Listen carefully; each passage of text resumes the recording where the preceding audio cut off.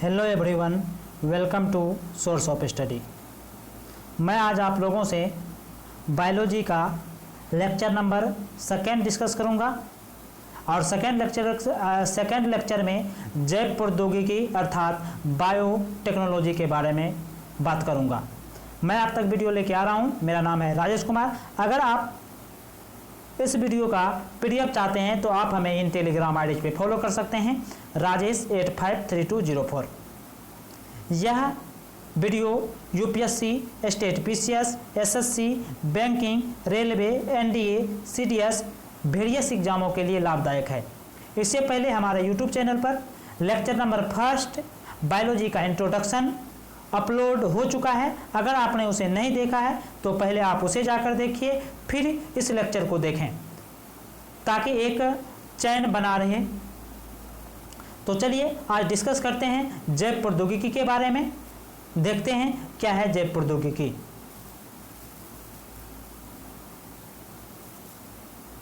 देखिए जैव प्रौद्योगिकी क्या है। इसके अंतर्गत जीव जंतु, उससे प्राप्त होने वाले पदार्थों, उत्पादन, संग्रह, वितरण आदि का अध्ययन करते हैं। जैव प्रौद्योगिकी के अंतर्गत जीव जंतु, उससे प्राप्त होने वाले पदार्थों का उत्पादन, संग्रह, वितरण आदि का अध्ययन किया जाता है। और जैव प्रौद्योगिकी के द्वारा बनने वाले प्रमुख उत्पाद निम्न हैं। पहला है प्रतिजैविक औषधि।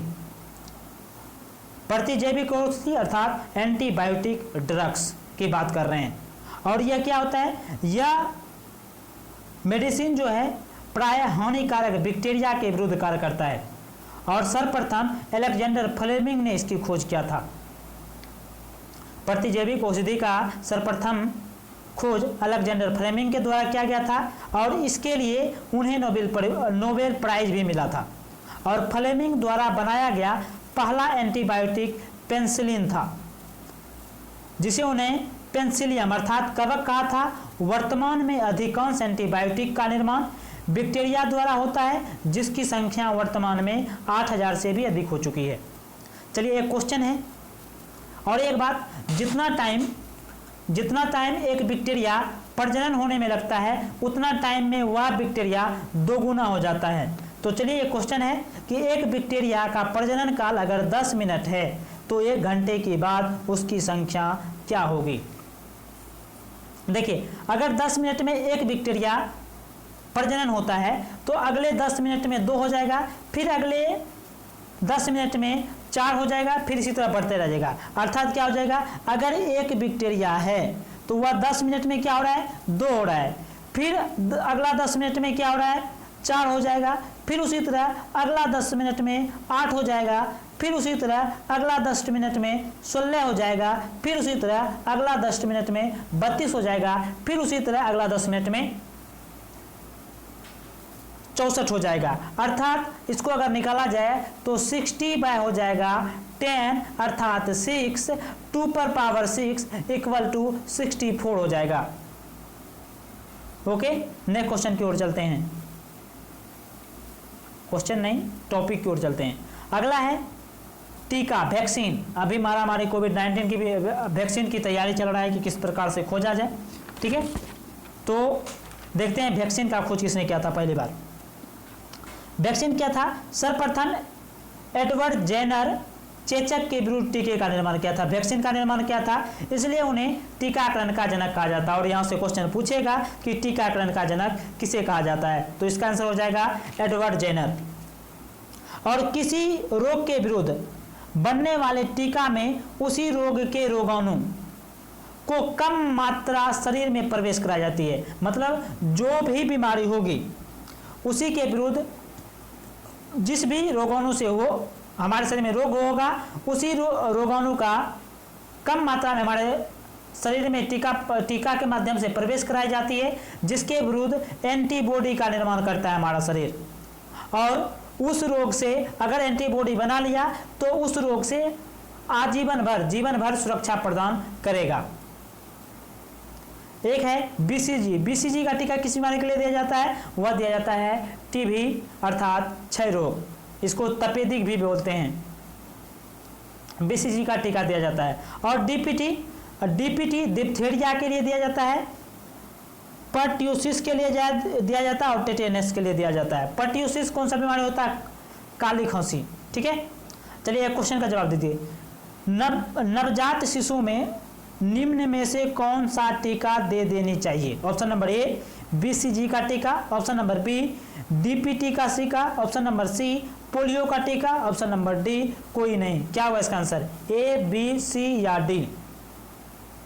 इसका आंसर हो जाएगा ऑप्शन नंबर डी। जैसे ही कोई भी नवजात शिशु है उसको बीसीजी, डीपीटी और पोलियो तीनों का टीका दे दी जाने चाहिए। और कुछ फैक्ट है इसके बारे में, देखते हैं। कुछ फैक्ट ये है कि 2012 में भारत में पोलियो उन्मूलन की घोषणा कर दी गई है। 2012 से भारत पोलियो फ्री हो चुका है। और दुनिया का 3 देश जैसे कि पाकिस्तान हमारा पड़ोसी देश, अफगानिस्तान भी पड़ोसी है, और नाइजीरिया यह अफ्रीकन कंट्री है, इन तीनों देश को छोड़कर देश के सभी पोलियो उन्मूलन की घोषणा हो चुकी है। अब यह तीनों देश क्यों नहीं हुआ पोलियो उन्मूलन की घोषणा? क्योंकि यह आतंकवाद से त्रस्त देश है और यहाँ जो भी वॉलंटियर पोलियो पिलाने वाले गए और उसको मार दिया जाता है। क्यों मार दिया जाता है? एक समय ऐसा हुआ कि आतंकवादी पकड़ने के लिए जो भी एजेंसी थी वह पोलियो के वॉलंटियर बनकर जाने लगा और उसे पकड़ने लगा, जिस कारण से यहाँ इसका प्रभाव देखने को मिला। ओके, नेक्स्ट की ओर चलते हैं। नेक्स्ट है किण्वन या फर्मेंटेशन। फर्मेंटेशन क्या है देखते हैं। यह जैव रासायनिक क्रिया है जिसमें सूक्ष्म जीवाणु एंजाइम की सहायता से कार्बनिक पदार्थ को अपघटित करके सरल यौगिक में बदल देता है। मतलब कोई भी सूक्ष्म एंजाइम, जैसे अगर कार्बोहाइड्रेट है हमारा बैक्टीरिया, जैसे जाइमेज और एंजाइम है, ठीक है, बैक्टीरिया है और यह जाइमेज और एंजाइम की रूप में क्या उपस्थिति में अभिक्रिया करता है, कार्बोहाइड्रेट को तोड़ता है, तो यह बनाएगा क्या? Ethyl alcohol C2H5OH, ethyl alcohol. और जैसे ये अनाज को सड़ा देता है। उसी तरह अगर बात करें लैक्टिक अम्ल, लैक्टिक अम्ल क्या करता है? दूध का खट्टा हो जाता है, दूध का खट्टा होना। उसी तरह अगर बात करें एसिटिक अम्ल, एसिटिक एसिड में क्या होता है? एसिटिक एसिड जैसे अनार, चटनी, सिरका का प्रयोग किया जाता है और फिर यह तोड़ता है तो बायोगैस भी बनाता है, मीथेन बायोगैस है। ओके, अर्थात कार्बोहाइड्रेट अगर बैक्टीरिया में क्या जाइमेज और एंजाइम अगर उपस्थित हुए तो वह विभिन्न प्रकार के पदार्थों का निर्माण करता है, जैसे ethyl alcohol, lactic acid, acetic acid, methane. Okay, next की ओर चलते हैं। जैसे अगर इथाइल अल्कोहल की बात करें, C2H5OH की बात करें, तो यह एक नशीला पदार्थ होता है और इसका प्रयोग शराब बनाने में किया जाता है। और वर्तमान में अगर किया जाए तो इथाइल अल्कोहल का प्रयोग वाहन ईंधनों के रूप में भी होने लगा है। अगर मिथाइल अल्कोहल की बात करें, तो यह जहरीला अल्कोहल होता है और इसके पीने से, मिथाइल अल्कोहल पीने से अंधापन, पागलपन, यहाँ तक कि मृत्यु भी हो सकती है। एक टर्म आया बायोगैस। बायोगैस किसको बोलेंगे? जीव जंतु के अवशेष के मिट्टी में दब जाने से, जो जीव जंतु है उनके जो अवशेष बचे सड़े गलने के बाद वह मिट्टी में दब जाने से उनका दब जाने से उनका किण्वन होने लगता है। ठीक है, यहाँ छूट गया शब्द, किण्वन होगा आगे में, किण्वन होने लगता है। फलस्वरूप methane, carbon dioxide, SO4, NO इत्यादि गैस बनती है जिसे बायोगैस कहा जाता है। अर्थात जीव जंतु के अवशेष जब मिट्टी में दब जाती है तो वह किण्वन होने लगता है, अर्थात सड़ने लगता है, जिसका परिणाम स्वरूप CH4, CO2, SO4, NO इत्यादि गैस का निर्माण होने लगता है जिसे बायोगैस कहा जाता है। और इन बायोगैस में लगभग 70% जो होता है वह कार्बन होता है, मीथेन होता है। और मीथेन एक क्या है? ज्वलनशील गैस है जिसका प्रयोग ईंधन के रूप में भी किया जाता है। ओके, नेक्स्ट की ओर चलते हैं। यह हो सकता है यह वीडियो थोड़ा लंबा हो जाए, ठीक है। तो आगे है बायोडीजल। बायोडीजल का अगर बात करें तो बायोडीजल क्या है, पहली बात जान लेते हैं बायोडीजल क्या है। बायोडीजल क्या है, कुछ पौधे के बीज से प्राप्त होने वाले तेल, कुछ ऐसे पौधे होते हैं जिनके बीज से हमें तेल प्राप्त होता है, तेल होने वाले तेल का स्टरिफिकेशन कराकर बायोडीजल प्राप्त किया जाता है। इनमें मुख्य पौधे जैसे हो गया जेट्रोफा, रतनजूट जिसको बोला जाता है, करंज, नीम, सोयाबीन, सूर्यमुखी इत्यादि। ओके।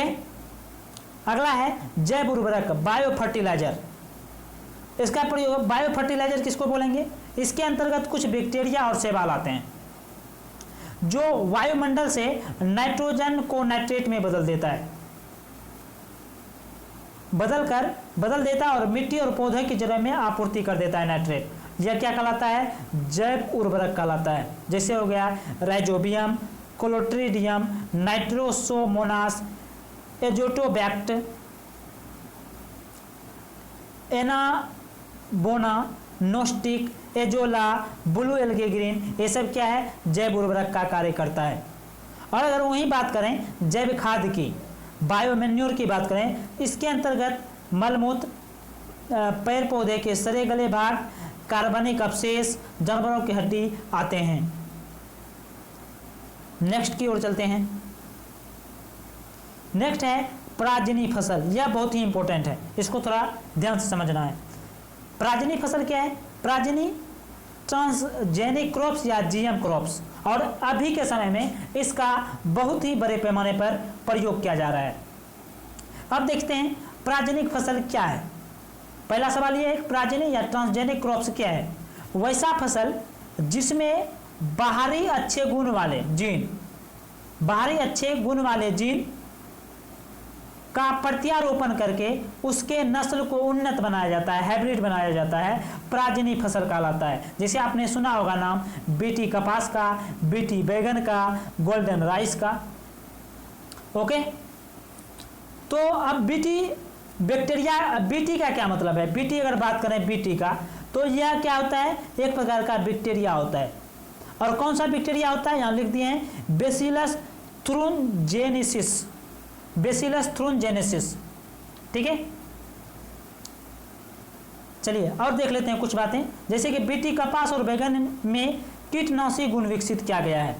और गोल्डन राइस जो होता है यह विटामिन ए से भरपूर होता है। और क्वेश्चन यहाँ से पूछा जाता है गोल्डन राइस किस विटामिन से भरपूर होता है, तो उसका आंसर हो जाएगा विटामिन ए। और भारत में क्या किया गया, अभी भारत में बीटी बैगन को प्रतिबंधित कर दिया गया है। अभी तक में वैज्ञानिकों ने जैसे गेहूं, चावल, आलू, कपास, सोयाबीन, बैगन, टमाटर, इन सब फसलों का पराजनी फसल तैयार कर लिया है। और वैज्ञानिकों ने पराजनी जंतु भी बनाया है, जैसे हो गया चूहा, शेर, सुअर, गाय आदि इत्यादि, उसका प्रत्यारोपण करके, अच्छे जीन का प्रत्यारोपण करके बनाया गया है। ओके। नेक्स्ट की ओर चलते हैं। नेक्स्ट है अगर रेशम कीट पालन, सेरीकल्चर। ठीक है। अगर आप ये समझ पाएंगे तो, थोड़ा यह हो नहीं रहा था जब पीपीटी बना रहा था तो हमको मालूम नहीं चला, तो इस तरह का पीपीटी बन चुका है। तो क्या होता है पहले देख लीजिए। पहले क्या होता है, कीट होता है, रेशम का कीट होता है। कीट क्या करता है, अंडा देता है। अंडा से क्या आता है, लार्वा आता है। लार्वा से प्यूपा आता है। और प्यूपा क्या करता है, जहाँ से हमें रेशम प्राप्त होता है, ये रेशम प्राप्त होता है। लेकिन यह रेशम तो प्राप्त हो गया, लेकिन हमें व्यापारिक रेशम ककून से प्राप्त होता है। ठीक है। यह ककून से हमें प्राप्त होता है और ककून फिर क्या करता है, यह कीट में परिवर्तित हो जाता है। ओके। तो चलिए देखते हैं अब इसमें क्या है, ये ध्यान में रखना है। पहले कीट अंडा दिया, फिर लार्वा बना, लार्वा से प्यूपा आया, प्यूपा से ककून, और ककून से फिर पुनः वह कीट की ओर चला जाता है। चलिए देखते हैं क्या है, अगला क्या है। अगला है कि देखिए यहाँ हमने क्वेश्चन पूछ लिया है, रेशम का निर्माण किस अवस्था में होता है। तो रेशम का निर्माण किस अवस्था में हो जाएगा, अभी हमने दिखाया, तो वह हो जाएगा प्यूपा। प्यूपा से रेशम बनना स्टार्ट हो जाता है। और व्यापारिक रेशम की प्राप्ति किस अवस्था में होता है? वह होता है ककून अवस्था से प्राप्त हो जाता है।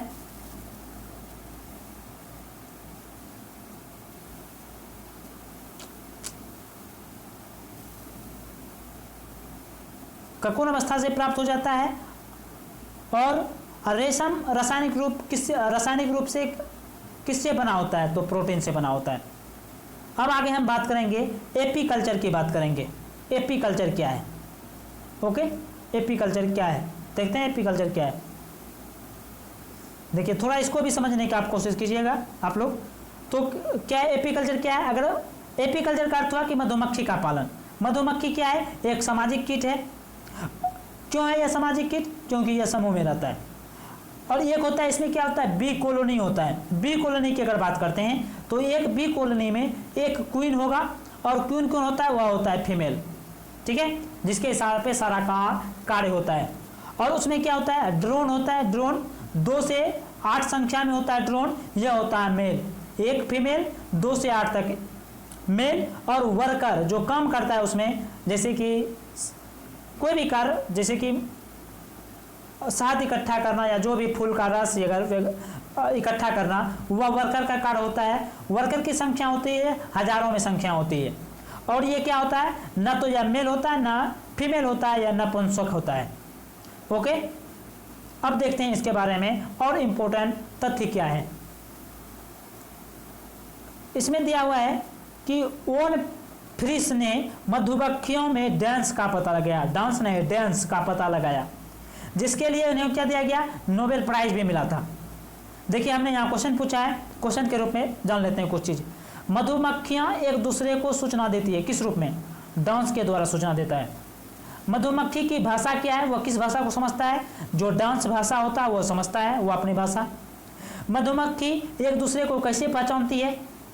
गंध के द्वारा। उसमें एक विशेष प्रकार का गंध होता है। मान के चलिए कि अगर आप पूछेंगे हमसे कि अगर मधुमक्खी एक कॉलोनी का है, वह दूसरे कॉलोनी में अगर चला जाए तो उसका पता कैसे लगेगा?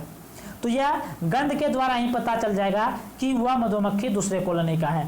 और जैसे ही पता चलेगा, जो उनके वर्कर होते हैं उनके द्वारा दूसरे कॉलोनी से आए मधुमक्खी को मार दिया जाता है। और शहद, अगला है शहद का स्वाद मीठा होने का क्या कारण है? शहद का स्वाद मीठा होने का मुख्य कारण है इसमें फ्रुक्टोज और ग्लूकोज पाया जाता है। ओके, नेक्स्ट की ओर चलते हैं। नेक्स्ट है मोती पालन, पर्ल कल्चर, ठीक है। मोती जो है, यहां से क्वेश्चन बनेगा, मोती मोलस्का संघ के जंतु से प्राप्त होता है। अर्थात यह पूछेगा मोती किस संघ का जंतु है, तो यह बताना पड़ेगा मोलस्का संघ। और मोती रासायनिक रूप से क्या होता है? यह कैल्शियम कार्बोनेट का बना होता है। और सर्वाधिक मोती पालन जो होता है वह होता है जापान में। अगला देखें केचुआ पालन। ओके, केचुआ पालन, केचुआ पालन किसको बोलते हैं? केचुआ पालन क्या होगा? केचुआ पालन होगा, केचुआ मिट्टी को भुरभुरा बना देता है जिसमें ऑक्सीजन की ज्यादा मात्रा होती है, तथा ऐसे मिट्टी में जल अवशोषण की क्षमता भी ज्यादा हो जाती है। जैसे ही मिट्टी भुरभुरा बनेगा तो उसमें ऑक्सीजन की ज्यादा मात्रा जाएगी, और ऑक्सीजन की जैसे ही ज्यादा मात्रा जाएगी तो उनके जल अवशोषण की क्षमता स्वतः बढ़ जाएगी। और केचुआ क्या करता है? केचुआ का जो मल होता है उसमें यूरिया पाया जाता है, जिससे वर्मी कंपोस्ट तैयार होता है। ओके, नेक्स्ट की ओर चलते हैं। नेक्स्ट है हॉर्टिकल्चर। हॉर्टिकल्चर फल या फल और सब्जी की बागवानी, बहुत इंपॉर्टेंट है। विटीकल्चर, अंगूर की खेती को विटीकल्चर बोला जाता है। सिल्वीकल्चर, वृक्षारोपण को सिल्वीकल्चर बोला जाता है। मेरीकल्चर, समुद्री जीव पालन को मेरीकल्चर कहा जाता है। फ्लोरिकल्चर, फूलों की बागवानी को फ्लोरिकल्चर कहा जाता है। पिसीकल्चर, मत्स्य पालन को पिसीकल्चर कहा जाता है। और अब आज का लास्ट है जैविक कृषि। जैविक कृषि का क्या अर्थ हुआ? वैसा कृषि जिसमें किसी भी रसायन का प्रयोग ना किया जाए, रसायन का प्रयोग ना किया जाए, बल्कि जैव प्रौद्योगिकी अर्थात बायोटेक्नोलॉजी के साधनों का प्रयोग किया जाए, जैविक कृषि कहलाता है। जैविक कृषि कहा जाता है। ओके, आज के लिए इतना ही, मिलते हैं इसके तीसरे लेक्चर में। तब तक के लिए और एक बात, अगर वीडियो अच्छा लगे तो सब्सक्राइब हमारे चैनल को जरूर करें, कम से कम शेयर और लाइक जरूर कर दिया करें ताकि हमें अच्छा लगे और अच्छी तरह से हम वीडियो बना सकें।